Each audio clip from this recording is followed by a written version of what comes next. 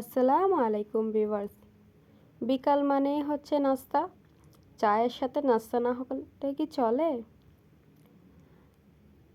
বিকালের দিকে হুট করেই গ্যাস চলে গেছে, যার ফলে না বানানো হয়েছে চা, না বানানো হয়েছে নাস্তা। পড়লাম অনেক বিপাকে। তো আম্মু বলল এত চিন্তা করার কিছু নেই। তো আব্বু চায়ের দোকান থেকে চা এবং হচ্ছে বুট নিয়ে এসেছে, চনা মাখা আর কি। তারপর আম্মু একটি প্লেটে শসা, গাজর, পেঁয়াজ, মরিচ, ধনেপাতা ভালো করে কুচি করে নিচ্ছে আর সামান্য পরিমাণ লবণ দিয়ে ভালো করে মেখে নিচ্ছে। তারপর আব্বু বাজার থেকে যে চনা মাখা এনেছে ওই চনা মাখাটা দিয়ে দিয়েছে। সবগুলো ভালো করে মেখে নিচ্ছিল।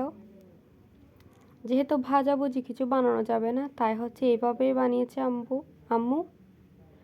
আর যেহেতু শীতকাল, শীতের সিজনে তো সবজি অনেক কম দাম, তাই হচ্ছে সবার ঘরে এই সবজিগুলো থাকে। তারপর দিয়ে দিল বেশ কিছু পরিমাণ মুড়ি আর হচ্ছে অল্প করে সরষের তেলও দিয়েছিল, তা দেখানো হয়নি আসলে। তারপর সবার সাথে এরকম করে বসে খাচ্ছিলাম অনেক মজা করে।